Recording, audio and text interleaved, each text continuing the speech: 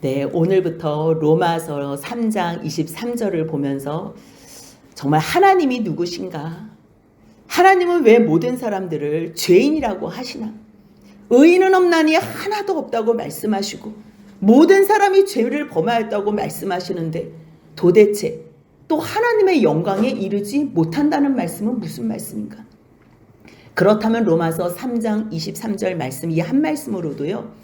하나님이 계시다는 거고요. 하나님은 영광 중에 계시다는 거예요. 그런데 잘 보니까 모든 사람이 죄를 범했다는 거예요. 그러면 하나님의 대상으로 어떠한 관계성 있는 상대로 사람이 있다는 거예요. 근데 문제는 그 사람이 모두가 다 죄를 지었다는 거예요.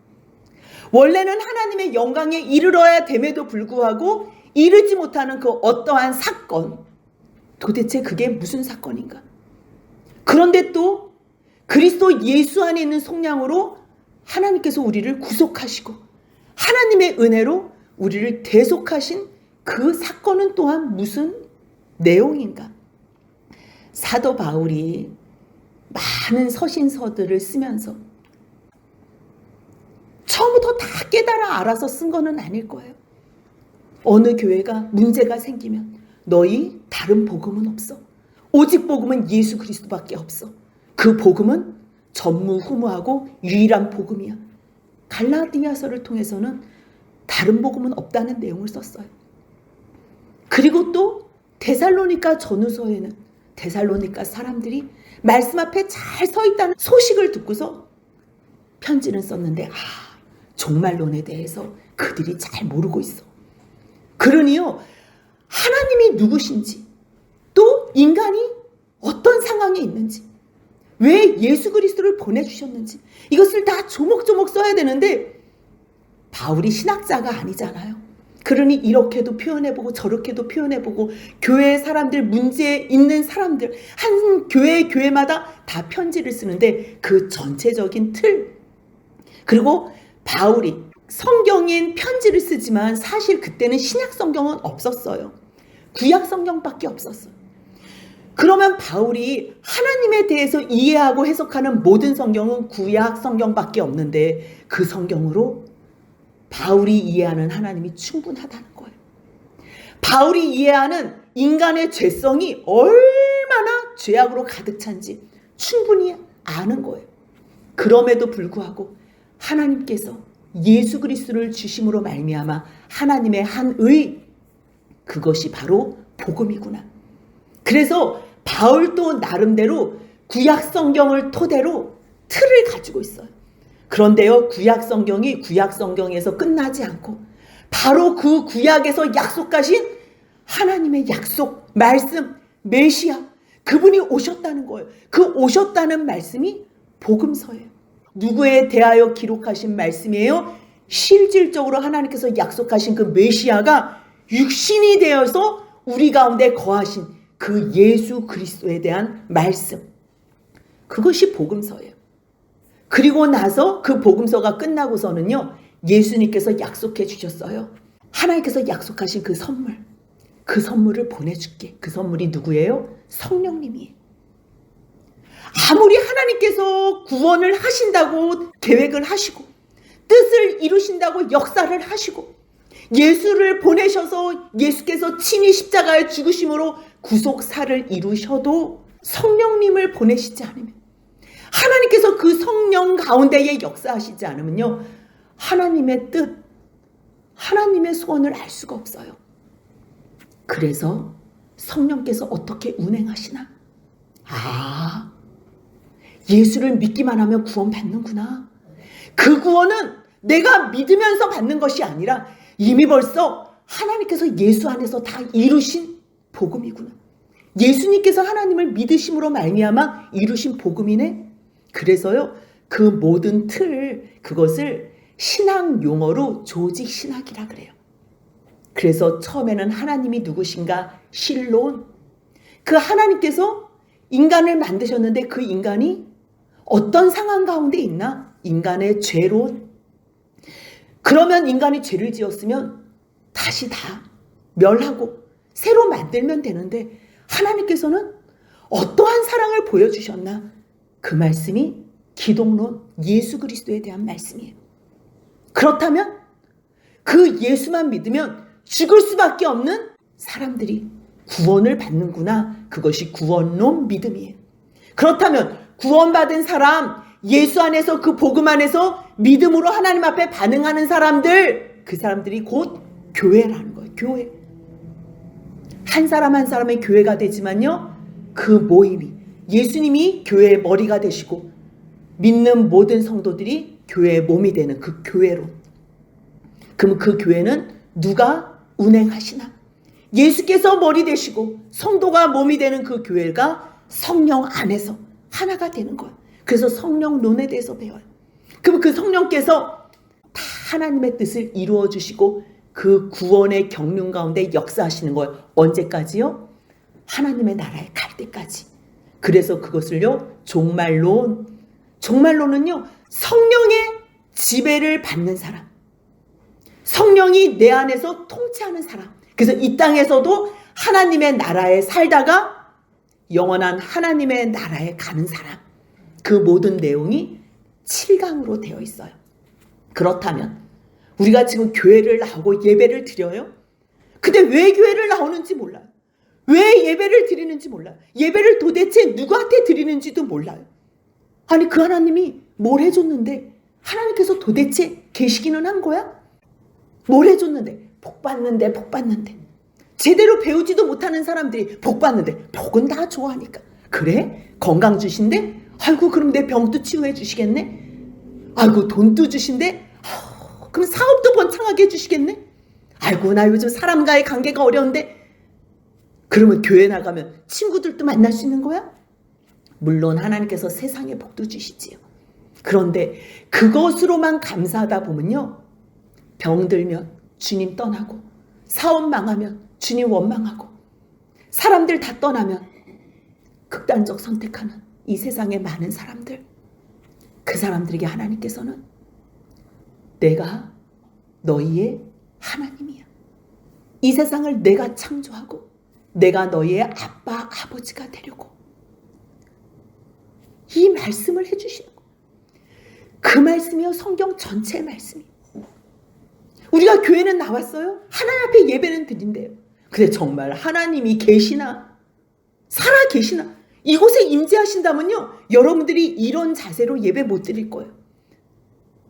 정말 그 하나님의 영광 앞에, 우리를 사랑하신다는 그 하나님 앞에서 우리가 어떤 마음을 가져야 되나?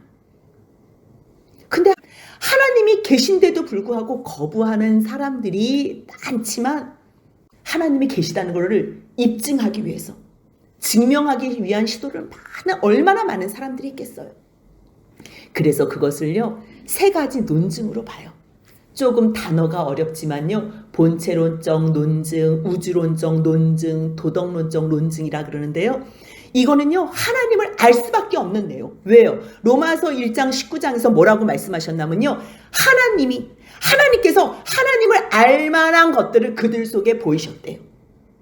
하나님께서 이를 그들 속에 보이셨다고 말씀하셨다니까요. 내가 안 보여? 내가 영으로 있어? 나의 신성? 능력? 그럼에도 불구하고 내가 너에게 나타내고 알려주기 위해서 내가 만든 모든 만물 가운데에 분명히 보여 알려줬다. 그래서요, 어느 누구도 핑계하지 못해요. 어느 누구도.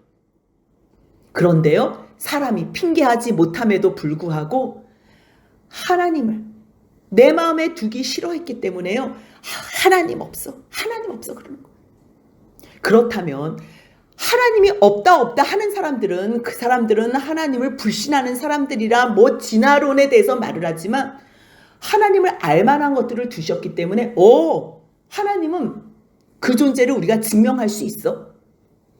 인간은 유한하지만요, 영원한 하나님을 알만한 것들로, 무한하고 완전한 하나님에 대한 관념뿐만 아니라 그분의 속성도 가지고 있는 이 피조물 가운데에 알만한 것들을 우리 가운데 보이셨다는 거예요. 그것이 본체론적 논증이고요. 우주론적 논증은요, 마이크가 여기에 있으려면 누군가가 갖다 놔야 되는 거예요. 여기에 있는데 아무도 갖다 놓은 사람이 없다? 그런 일은 없는 거예요. 무슨 말이냐면요. 우주 만물에 존재하는 모든 존재물에는 원인 제공이 있다는 거예요. 누군가 그 원인자가 존재한다는 거예요. 그러니까 우주와 인간을 있게 한 한 지존자가 있다는 거고요. 그 원인자가 사람하고는 비교도 할 수 없는 스스로 존재하는 신이 계시는구나. 그분을 우리가 엘로힘, 하나님, 전능자라고 명명하는 거예요. 그리고 또한 우리의 양심을 통해서 하나님께서 말씀하시는 그 양심의 작은 소리. 그래서 도덕론적으로도 하나님은 계신다. 하나님이 계신다 말씀하시는데요. 그렇다면 그 하나님을 알 수 있는가? 하나님께서 다 보여주셨다는데 알 수 있나? 네, 알 수 있어요. 그런데 어떤 사람들은 관심이 없기 때문에 그냥 우리는 알 수 없어로 가는 사람이 불가지로 하나님에 대해서 알 수 없다라는 뜻이에요. 유한한 인간이 무한하신 하나님을 알 수 없다. 그런데 성경은 뭐라고 얘기해요? 하나님을 알 수는 있지만 조건이 있다는 거예요. 누구에게 보여주세요? 하나님을 찾는 자, 하나님을 알고 싶어하는 자, 하나님을 부르는 자, 그들에게는 하나님께서 보여주세요. 그런데 성경에서 뭐라고 얘기하냐면 우리는 유한이고 하나님은 무한한 존재잖아요. 그래서 100% 다 알 수는 없어요. 어느 선까지만 알 수 있냐면요. 하나님께서 자신을 보여준 그 상황까지. 하나님께서 계시해 준 상황까지. 그 계시를 누구를 통해서 해주셨어요? 예수 그리스도를 통해서. 그래서 사실 예수님께서 하나님을 보여달라는 제자에게 너희가 나를 봤으면 하나님을 본 것이다 이렇게 말하신 내용은요. 예수님께서 하나님 안에서 순종하고 그 말씀 앞에서 온전함으로 순종했기 때문에요. 이미 벌써 예수 안에 하나님이 계시고요. 하나님 안에 예수 그리스도께서 계심으로 그분은 하나다 이렇게 하나님께서 예수님을 통해서 표현해 주셨어요. 그렇다면 하나님이 계시에도 불구하고 하나님 없어 하는 사람들은요. 뭔가 없다고 이론을 내세워야 되잖아요. 하나님이 계시다 그러면 하나님의 뜻대로 순종해야 되고 하나님 앞에 구원받은 것을 감사해야 되는데 감사하기 싫어. 하나님하고 상관없이 살고 싶은 거야. 그런 사람들이 하나님을 거부하고 불신하고 싶은데 다윈이라는 사람이요. 진화론이라는 이론을 낸 거예요. 이 진화론은요. 사실 창조론보다 믿는 게 더 어려워요. 한마디로만 간단하게 표현하면요. 인간이 아메바라는 작은 단세포에서 시작했다는 거예요. 그런데 이 단세포가 진화해서 사람이 됐다는 거예요. 근데 이 퍼센테이지는요. 0.00000000 이게요. 무한대는 아니지만 거의 300만 개. 이거는 확률이 거의 없다는 거예요. 그 분량을 누가 이렇게 표현했는데요. 1500페이지 쪽 분량으로요. 0.000000을 다 찍어야지만 나타나는 그 확률을 믿으라는 거예요. 여러분들 그 다윈의 진화론이 여러분들 믿을 수 있어서 가르쳐주는 게 아니에요. 하나님이 없다고 하고 싶고 하나님이 창조하지 않다고 거부하고 싶으니까 그 사람이 진화론? 그래. 적자생존. 그렇지. 힘 있는 사람들은 이기는 거고 힘 없는 사람들은 죽는 거지. 자연적으로 도태했을 거야. 아니요. 창세기 1장 21절 이후에는 뭐라고 말씀하시냐면요. 하나님께서 큰 바다 짐승과 물에서 번성하여 움직이는 모든 것들, 모든 생물들을 그 종류대로 계속적으로 그 종류대로 땅에 기는 것도요. 그 종류대로 주님께서 다 종류대로 만드셨어요. 종류대로 만드셨다는 걸 거부하려니 이게 어떻게 이걸 적자생존 자연 도태에서 말도 안 되는 것으로 진화됐다. 아니 진화됐으면 원숭이하고 사람 중간에 있는 중간 모습이 있어야죠. 여러분들 동물원에 가서 원숭이 보면 저 원숭이가 우리의 조상입니다. 원숭이님 나의 인사를 받으옵소서. 그런 사람도 있어요? 한 사람도 없어. 양심이 저 원숭이하고 우리는 질적으로 다르다는 걸 아는 거예요. 만약에 우리가 진화가 됐다면 사람이 계속 진화가 돼야지요. 왜 진화가 안 돼요? 이거는 말도 안 되는 거예요. 그렇다면 진화론은 아예 이제 무시할 어떠한 이론이 된 거고요. 이제 하나님께서 창조하셨다. 창조하셨다. 그러니까 인간의 기원을 설명해 줄 수 있는 것은 창조밖에 없어요. 그렇다면 하나님께서 창조하셨다는 것이 이제 우리가 믿어서 여기 나온 거잖아요. 안 믿는 사람은 이제 믿으면 되는 거고요. 자녀들이 물어봐요. 아빠, 엄마, 이 세상은 누가 창조하셨어요? 뭐 너무 잘 대답을 해요. 하나님이 창조하셨지. 근데 그 다음에 왜 창조하셨어요? 왜 창조하셨어요? 하나님이 창조하셨지. 이거는 너무 잘 대답을 해요. 왜요? 창세기 1장 1절 뭐라고 돼 있어요? 같이 읽습니다. 태초에 하나님이 천지를 창조하시니라. 예. 하나님께서 태초는 뭐예요? 시간이에요. 영원의 시간 속에 계신 그 하나님께서요. 시간을 창조하셨어요. 태초. 그리고요. 천지, 공간을 창조하셨어요. 그 무소부재하시고 편지하시고 어디에나 계신 그 하나님께서 이 세상을 창조하실 때 시간을 창조하시고 공간을 창조하셨어요. 그런데 왜 창조하셨나? 할머니, 왜 창조하셨어요? 뭐라고 대답하실래요? 뭐라고? 제가 정답을 얘기하면요. 아빠가 되고 싶어서. 아빠가. 엄마, 아빠, 저 왜 낳았어요? 너로 말미암아 좀 영광 좀 받으려고. 난 너한테 좀 찬송을 받으려고. 그 이야기가 어렸을 때 얘기하면 통해요. 근데 중2 있지요, 중2. 사춘기로 가득 차서 반항이 가득 찬 애한테 이 세상 별로 살고 싶지도 않은데 어느 날 아빠한테 와서 아빠, 나 도대체 왜 난 거예요? 난 너로 인해서 좀 영광과 찬송을 받으려고. 그렇게 대답하면요, 큰일 나요. 사람은요, 누구를 찬양한다, 누구를 사랑한다, 누구를 위해서 산다? 그게 저절로 되지 못하는 사람이에요. 하나님께서 사람을 만드실 때도 그냥 이 사람들이 하나님을 찬양하는 사람들로 만들었다? 아, 사람의 창조 제일 목적은 하나님을 찬양하는 것, 하나님을 영화롭게 하는 것. 물론 궁극적으로는 맞아요. 그 말씀이 또 틀렸다는 게 아니에요. 그런데요, 반항하는 아이들, 하나님이 싫어서 떠난 사람들, 죄로 가득해서 하나님의 존재를 의식하지도 못하는 사람들에게 너희 나한테 영광 돌려? 너희 나한테 찬양해? 너희 나 사랑해? 그거 먼저 가르쳐주면요, 어느 누구도 하나님을 사랑하는 자도 찬양하는 자도 예배하는 자도 없어요. 그렇다면 하나님께서 이 세상을 만드시고 사람을 하나님의 형상대로 만드셨다는데 왜 만드셨나? 도대체 그러면 하나님께서 이 세상을 창조하셔서 왜 창조하셨나? 그것을 생각하기 위해서는요, 한 가지 질문이 필요해요. 천국이 더 좋은 곳이에요? 세상이 더 좋은 곳이에요? 한번 여러분들 양심적으로 정직하게. 예? 그치요? 세상이 더 좋지요? 예? 세상이 더 좋아서 이렇게 살고 있잖아요. 근데 또 어떤 분들은 또 천국 그러세요? 그럼 천국 좋으시면 지금 빨리 천국 가셔도 되겠어요? 그럼 이제 또 내가 말을 잘못했나 이제 가슴이 또 철렁거려요. 그러면 솔직히 세상이 더 좋은 곳이에요 말씀하신 분이 정직하신 거예요. 만약에 여러분들이 천국이 더 좋다고 생각하면 지금 천국에 가도 되겠어요? 그러면 네, 더 좋은, 우리는 늘 더 좋은 것을 사모하는 사람들이잖아요. 그럼 천국을 더 좋다고 그곳을 사모해야 돼요. 근데 말로는 천국이라 그러면서 우리는 여기에 머물고 싶어 해요.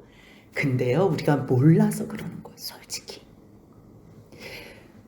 천국은요, 상상할 수 없이 좋은 곳이, 그곳이 너무 좋기 때문에 우리에게 하나님께서 너희 천국으로 와 이렇게 말씀. 우리가 지금 몰라서 이 세상이요 뭐 그러면서 천국 지금 올래요.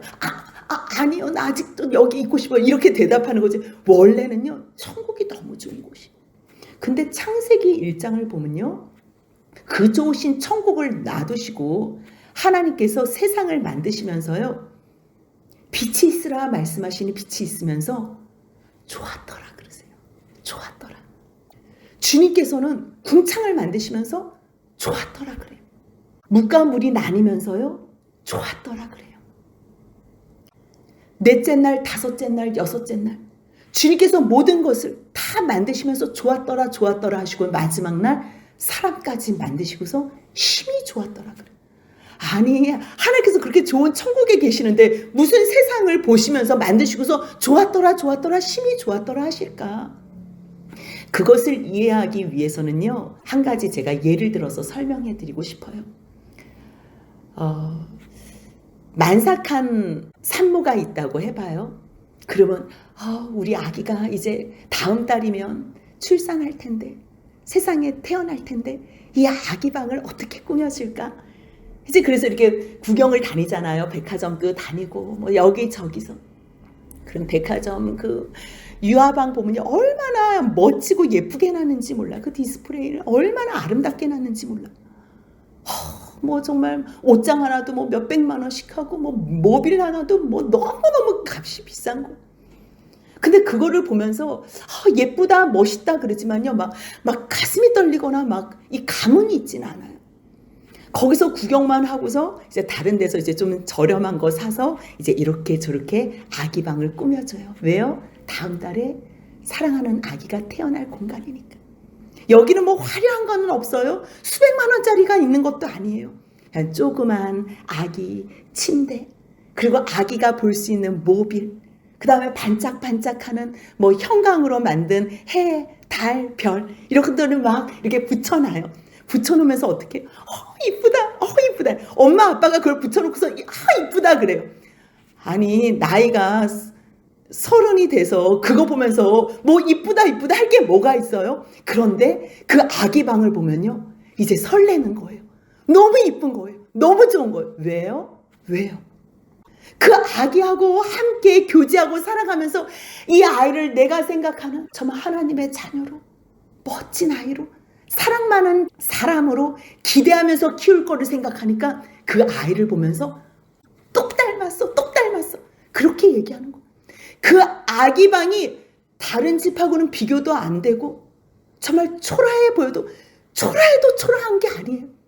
세상에서 어떤 공간보다 가장 행복한 공간, 가장 머물고 싶은 공간이 어디라는 거예요?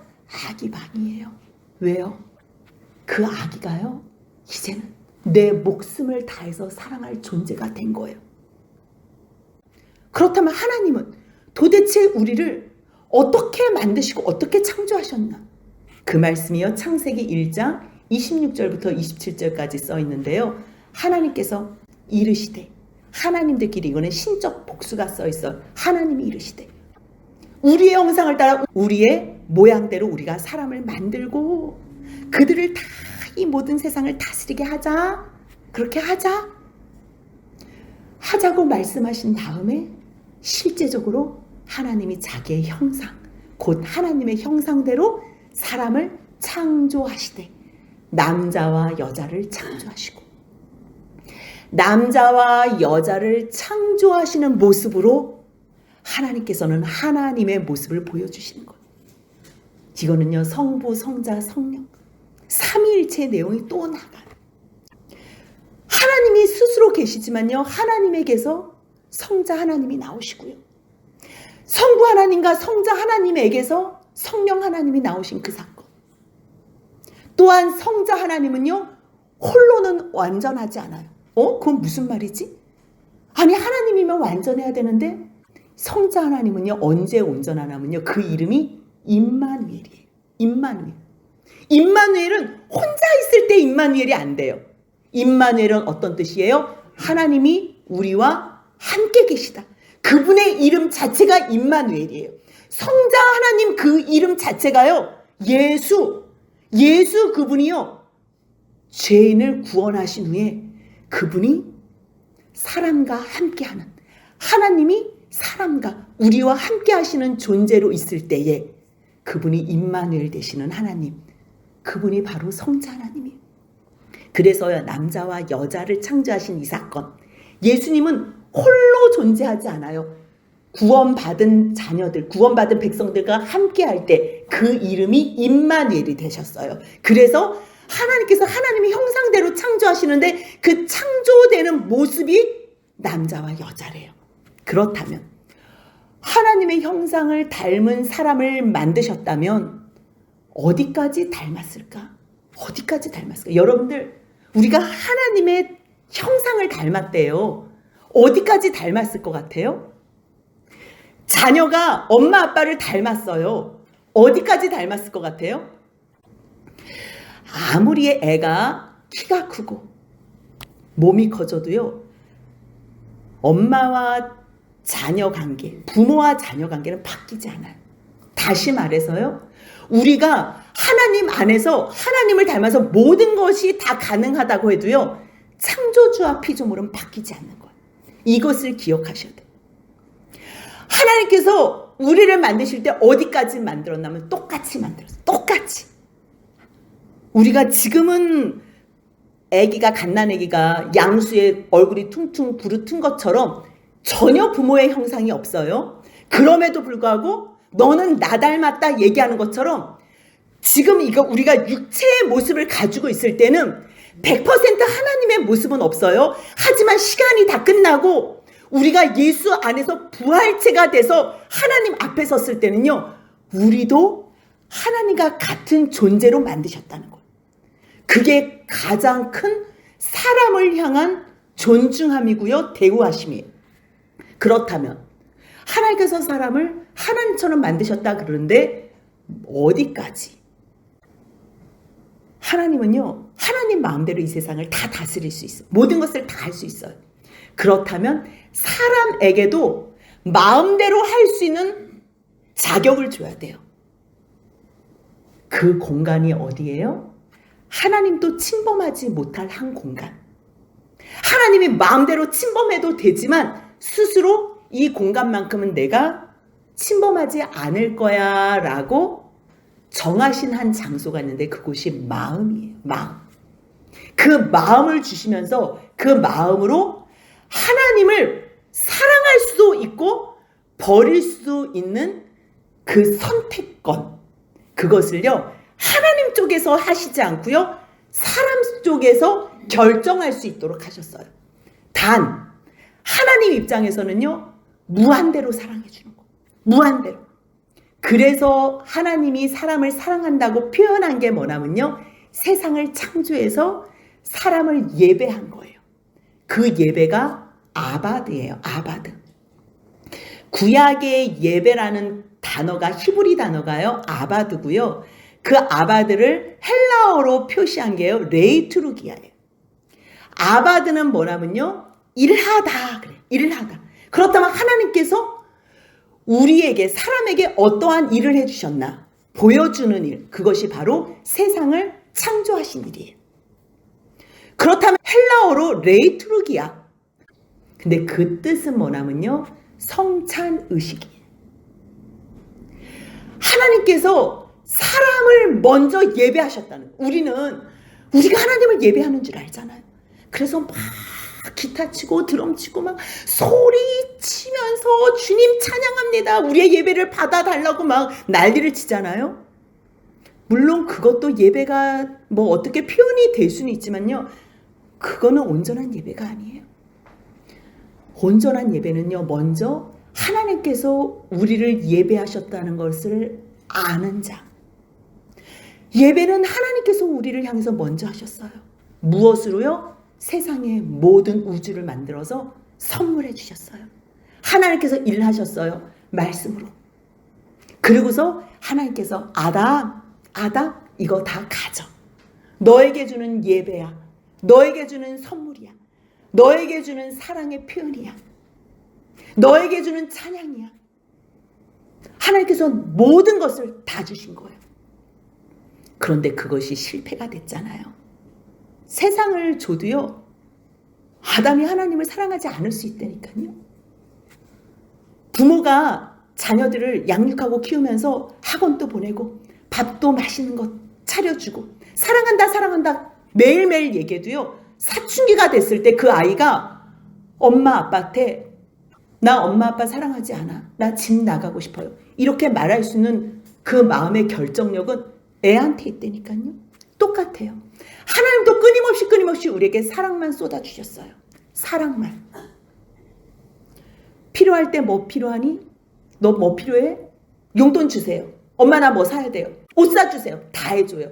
그런데도 부모 사랑하지 않을 수 있어요. 그런데 어느 날 애가 심장병에 걸렸어. 엄마가 이 심장을 이식해줘야 돼. 생명이 위태로워. 근데도 애를 살리기 위해서, 나를 죽여가면서 애를 살리기 위해서 헌신한 그 사랑을 그 자녀가 어느 날 알게 된다면요, 그 자녀는 눈에 눈물이 나는 거예요. 학원비 달라, 옷 사달라, 맛있는 거 사달라 그럴 때는요, 부모가 돈이 많으니까 그냥 은행에서 빼주는 것만 봤어요. 무슨 고생하는 걸 못 봤어요. 원래 돈 있는데 더 해줘, 더 해줘, 더 해달라고만 하지.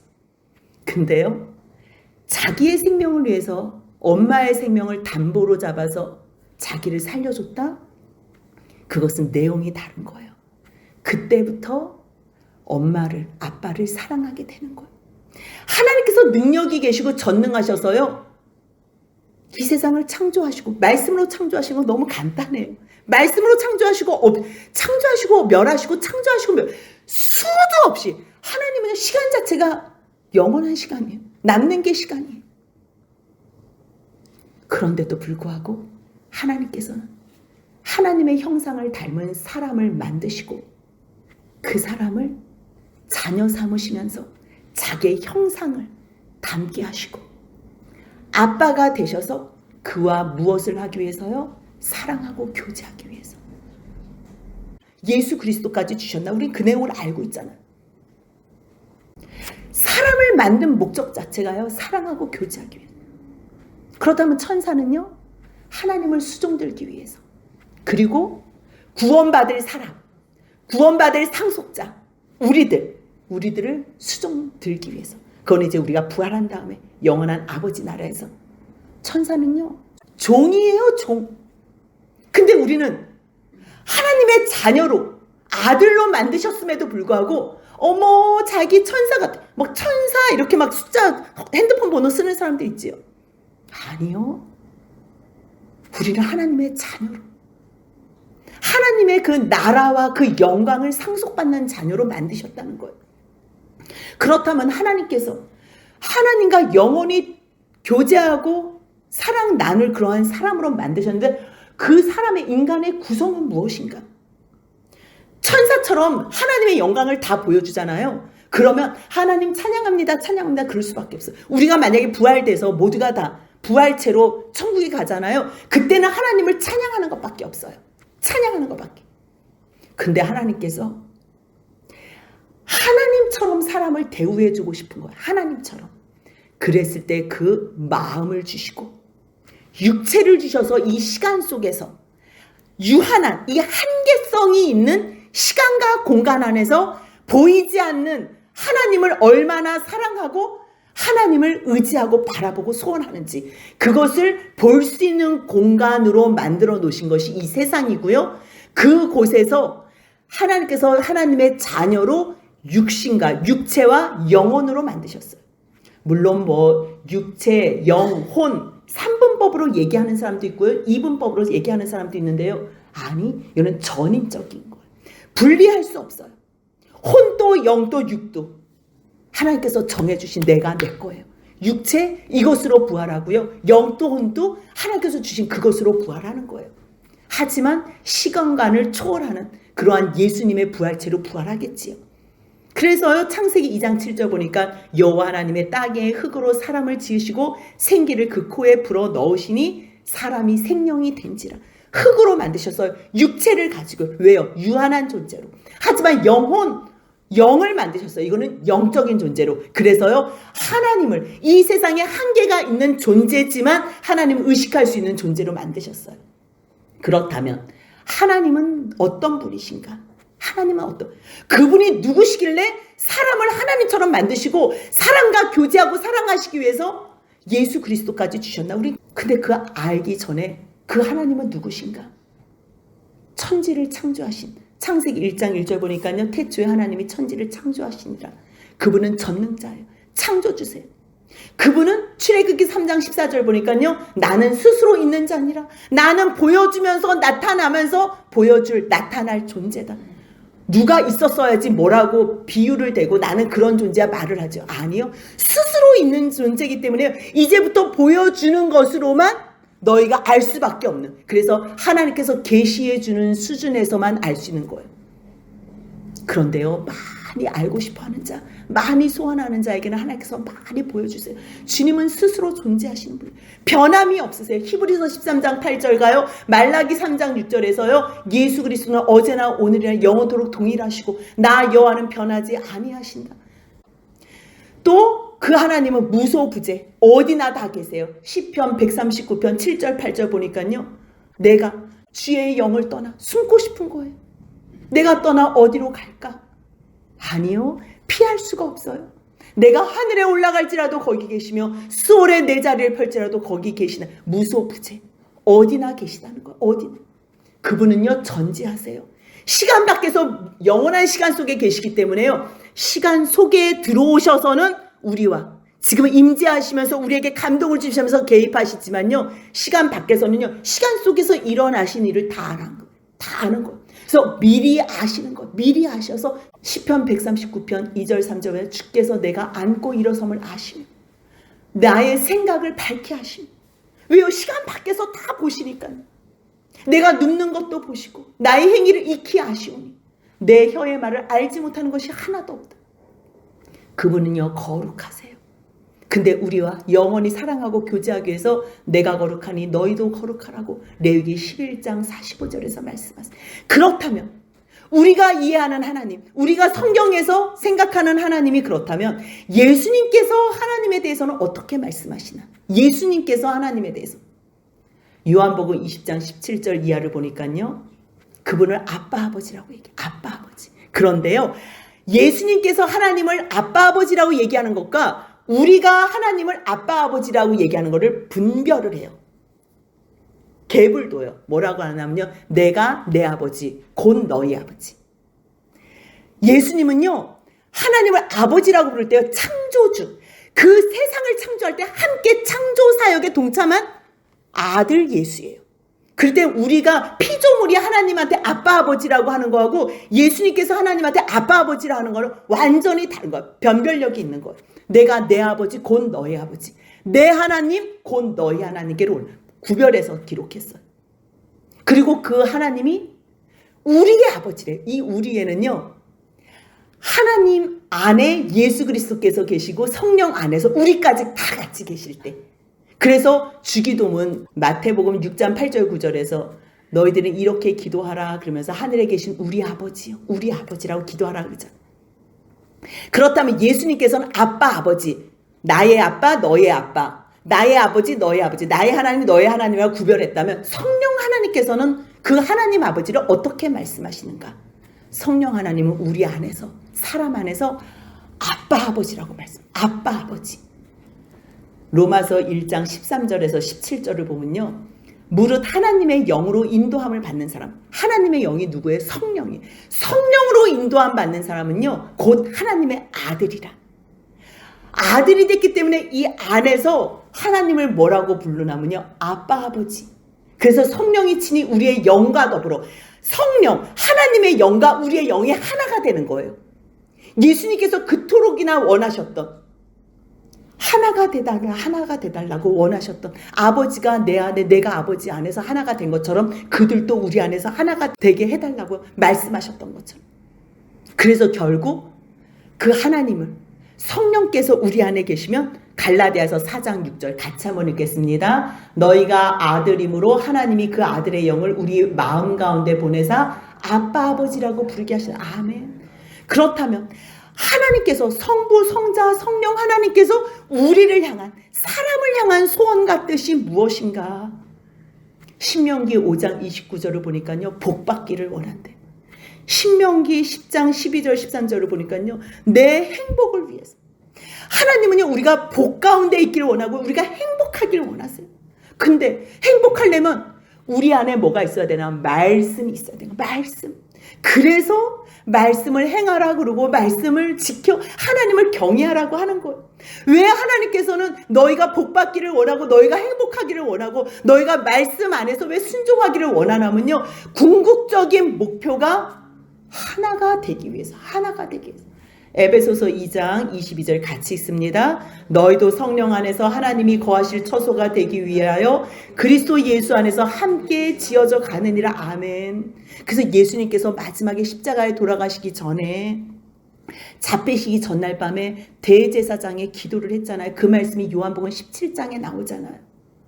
같이 한번 17장 21절로 22절 읽겠습니다. 아버지여, 아버지께서 내 안에, 내가 아버지 안에 있는 것 같이 그들도 다 하나가 되어 우리 안에 있게 하사 세상으로 아버지께서 나를 보내신 것을 믿게 하옵소서. 내게 주신 영광을 내가 그들에게 주었사오니 이는 우리가 하나가 된 것 같이 그들도 하나가 되게 하려 함이니라. 아멘. 결국요, 성령 안에서 예수의 그 죽으심으로 말미암아 우리가 함께 지어져 가는데 무엇을 위해서 지어져 가요? 하나님이 거하실 처소가 되려. 처소. 그래서 우리가 하나님 안에서 하나가 돼서 하나님 안에서 영원히 아빠 아버지, 아빠 아버지. 이스라엘은 뭐예요? 아빠가 아들한테 져준 내용이야. 아들한테. 그래서 그 뜻이 사람과 하나님을 너희가 이겼다는 거예요. 이겼다. 누가 이겨요? 아빠를 누가 이겨요? 아들이 이기는 거예요. 유다라는 뜻은 뭐예요? 이 백성은 내가 나를 위하여 지었나니 나를 찬송하게 하는, 유다 여호와를 찬양하는 자. 결국요, 하나님께서 이 세상을 왜 창조하셨나? 누가 창조하셨나는요, 하나님이 창조하셨어요. 그렇다면 왜? 아빠 아버지가 되셔서 우리와 영원히 함께 하시려고, 우리로 하나님의 자녀로 왕노릇하게 하시려고, 거룩함으로 행복하게 하시려고 이 세상을 만드시고 이 세상에서 하나님의 사랑을 충분히 나타내시고 영원히 하나님과 함께 살길 원하시는 아버지의 마음과 뜻을 알아. 이제는 하나님 감사합니다. 그 말도 주님께서 기뻐하시지만 더 듣고 싶어 하시는 아빠, 아버지 감사합니다. 주님 사랑합니다. 그 고백하는 우리의 남은 여생이 되시길 주님의 이름으로 축복합니다. 아멘.